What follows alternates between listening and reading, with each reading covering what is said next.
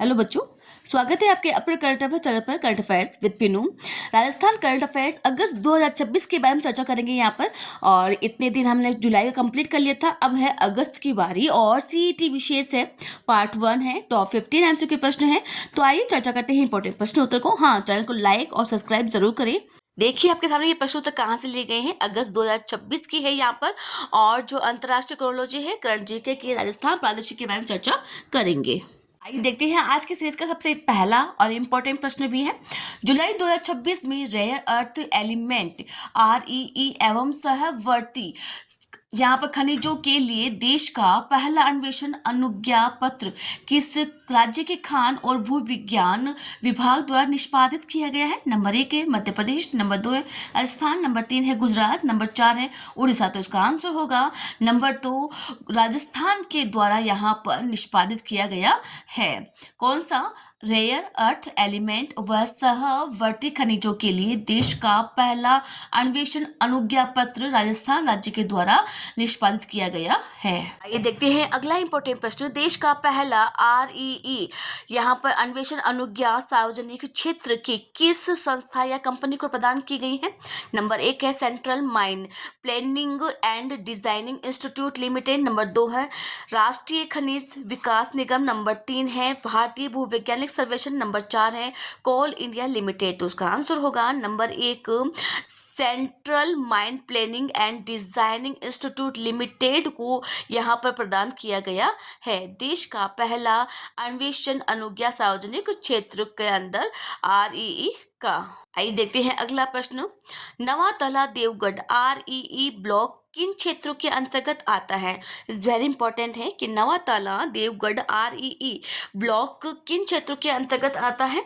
Number 1 है पंचपदरा बालोतरा तथा Shergarh Jodhpur, number 2 है पोखरण जैसलमेर और बाड़मेर, नंबर 3 है नावा डीडवाना और नागौर, नंबर 4 है अकोला चित्तौड़गढ़ और भीलवाड़ा। तो इसका आंसर होगा नंबर 1, पंचपदरा बालोतरा और शेरगढ़ जोधपुर। ये तीनों नवातला देवगढ़ REE ब्लॉक क्षेत्र के अंदर आते हैं। आइए देखते हैं अगला प्रश्न। नवातला देवगढ़ ब्लॉक में प्रारंभिक अध्ययनों के दौरान निम्नलिखित में से किन दुर्बल तत्वों की संभावना है? बच्चों यहाँ टाइपिंग में मिस्टेक है, दुर्लभ तत्वों की संभावना है। नंबर 1 है लेथनम, नंबर 2 है सेरियम, नंबर सही कोड का चयन करें।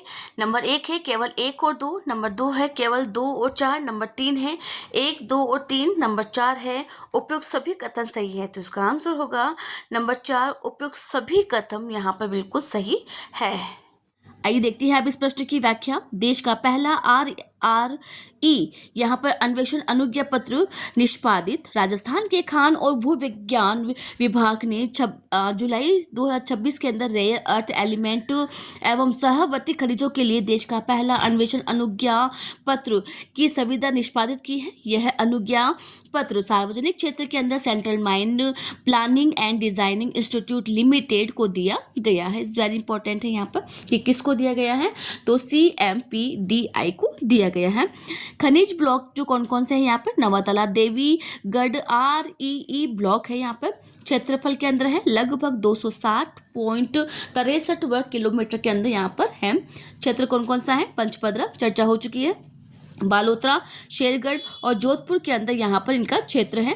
प्रारंभिक अध्ययनों के अंदर लेथेनम, सीरियम, यहाँ पर प्रसियोडियम और नियोडियम जैसे दुर्लभ तत्वों की संभावना मिली है। ये खनिज इलेक्ट्रॉनिक वाहन व नवीनीकरण ऊर्जा, रक्षा, अंतरिक्ष, सेमीकंडक्टर व इलेक्ट्रॉनिक्स उद्योगों के लिए वेरी इंपॉर्टेंट है। और मुझे नहीं लगता कि इससे बाहर एक भी प्रश्न जाएगा। जहाँ तक बनते हैं प्रश्न वहाँ तक बना दिए गए हैं। तो इस प्रकार की नवीन जानकारी चैनल को सब्सक्राइब करें, लाइक करें और अपने दोस्तों के साथ जरूर शेयर करें। आइए देखते हैं अगला इंपॉर्टेंट प्रश्न। यहाँ पे देखते हैं 8 जुलाई 2026 को इंटरनेशनल सोलर अलायंस ISA और राजस्थान सरकार के बीच में किसी समझौते पर हस्ताक्षर हुए हैं? मतलब कि किस समझौते पर हस्ताक्षर हुए हैं? नंबर 1 है framework for action advance clean ऊर्जा ड्रिवल, यहाँ पर नेबल और डेवलपमेंट, नंबर 2 है Rajasthan solar energy mission 2026, number 3 है स्वच्छ ऊर्जा विकास समझौता, नंबर 4 है ग्रीन ग्रेड यहाँ पे इनिशिएटिव एक्शन प्लान। तो इसका आंसर होगा number 1 framework for action advance clean ऊर्जा ड्रिवन सस्टेनेबल डेवलपमेंट के यहाँ पर समझौते पर हस्ताक्षर हुए हैं। आइए देखते हैं अगला प्रश्न।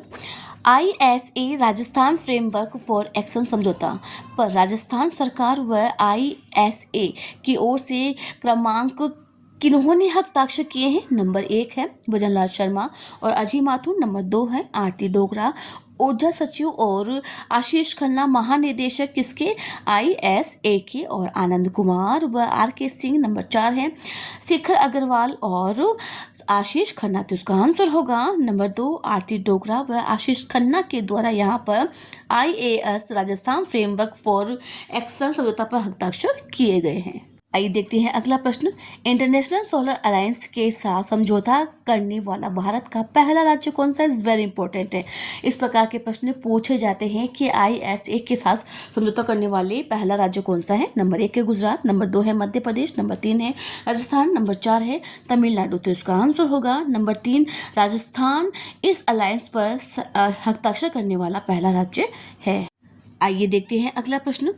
ISA और राजस्थान सरकार के बीच में समझौते के तहत किस समय की अवधि की ऊर्जा आवश्यकताओं को ध्यान में रखते हुए व्यापक ऊर्जा संक्रमण योजना तैयार की गई है? तो इस वेरी इंपॉर्टेंट है कि ऊर्जा संक्रमण योजना कब तक तैयार की गई है? नंबर 1 है 2026 से 2030 तक, नंबर 2 है 2030 से 2035 तक, नंबर 4 है 2035 से 2040 तक, नंबर 4 है यहाँ पर 2025 से 2045 तक, तो इसका आंसर होगा नंबर 2 2030 से 2035 तक ऊर्जा संक्रमण योजना तैयार की गई है।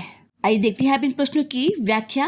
ISA Rajasthan framework for action समझौता 8 जुलाई 2026 को मुख्यमंत्री भजनलाल शर्मा की उपस्थिति के अंदर जयपुर स्थित मुख्यमंत्री निवास में इंटरनेशनल सोलर अलायंस ISA और राजस्थान सरकार के बीच में framework for action advance clean energy driven sustainable development पर हस्ताक्षर किए गए हैं। हस्ताक्षरकर्ता कौन कौन है? चर्चा हो चुकी है यहाँ पर।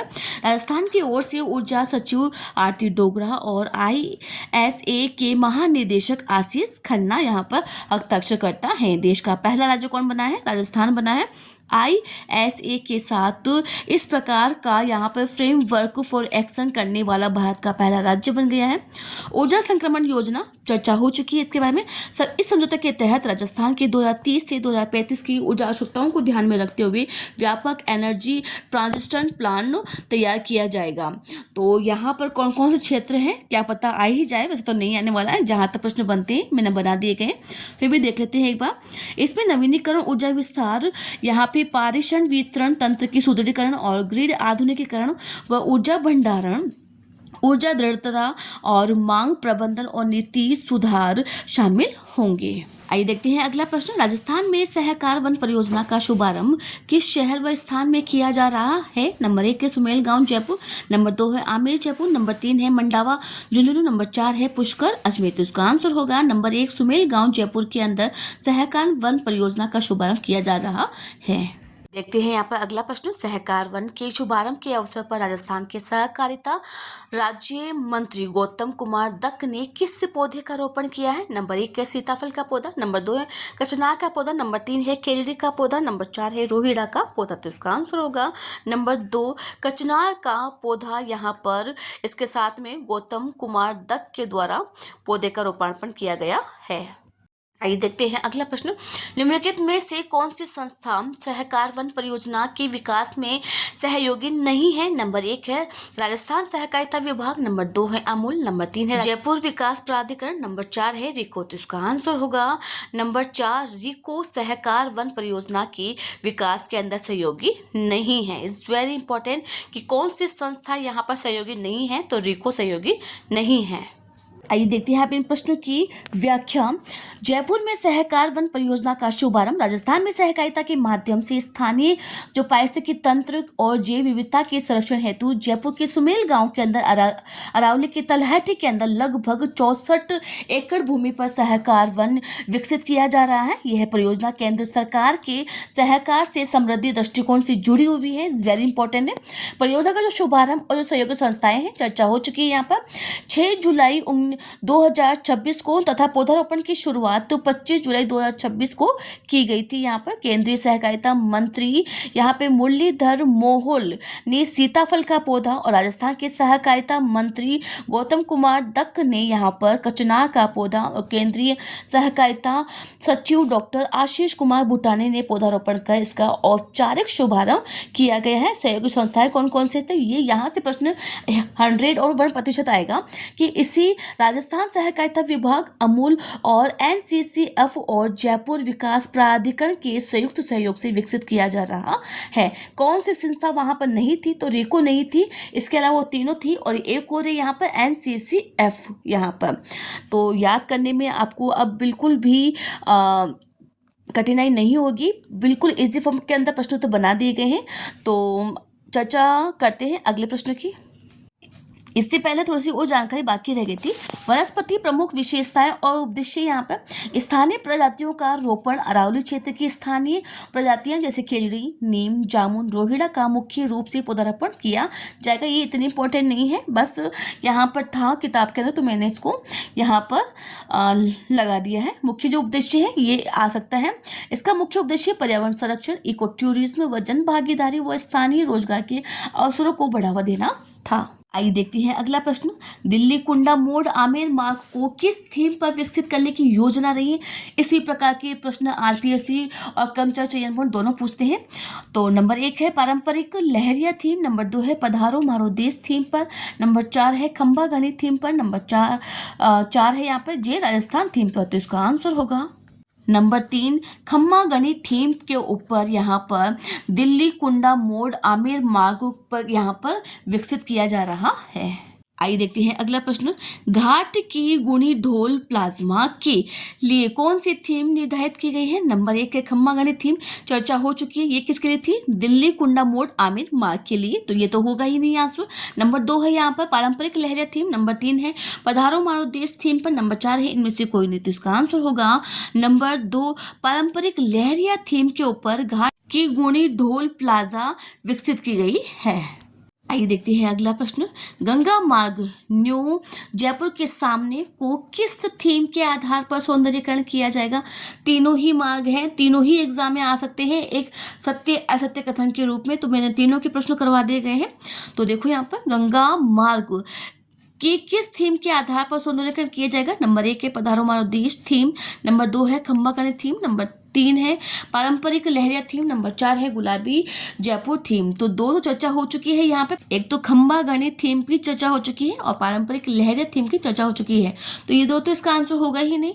तो बचा इसका आंसर नंबर 1 पधारो मारो देश थीम के ऊपर गंगा मार्ग यहाँ पर न्यू जयपुर के सामने का सौंदर्यीकरण किया जाएगा। आइए देखते हैं अब इन तीनों की व्याख्या। जयपुर में बनेंगे वेस्ट टू R2 स्वागत द्वार, इज वेरी इंपॉर्टेंट है। जयपुर विकास प्राधिकरण शहर के 3 प्रमुख प्रवेश द्वारों पर अपशिष्ट सामग्री से कलात्मक स्वागत द्वार विकसित किया जाएगा और यहाँ पर परियोजना की जो अनुमानित लागत है यहाँ पर 5.36 करोड़ है। देखते हैं यहाँ पर दिल्ली कुंडा मोड़ आमेर मार्ग खम्मा खड़ी थीम पर, और नंबर 2 है यहाँ पर घाट की गुणी ढोल प्लाजा जो पारंपरिक लहरिया थीम है उसके ऊपर यहाँ पर, और गंगा मार्ग न्यू जयपुर के सामने पधारो मारो देश थीम के आधार पर तैयार किया जाएगा। परियोजना में सिविल, विद्युत और उद्यान विकास कार्य शामिल होंगे और निविदा जो प्रक्रिया शुरू हो चुकी है और निर्माण 6 माह के अंदर पूरा करने का लक्ष्य रखा गया है। इसका जो उद्देश्य है पर्यावरण संरक्षण, अपशिष्ट के रचनात्मक पुनः उपयोग और राजस्थान की संस्कृति अतिथि संस्कार परंपरा को प्रदर्शन करना है। तो बच्चों कैसी लगी आपको ये जानकारी? प्लीज कमेंट में जरूर शेयर करें, चैनल को लाइक करें, सब्सक्राइब करें और अपने दोस्तों के साथ जरूर शेयर करें। Thank you.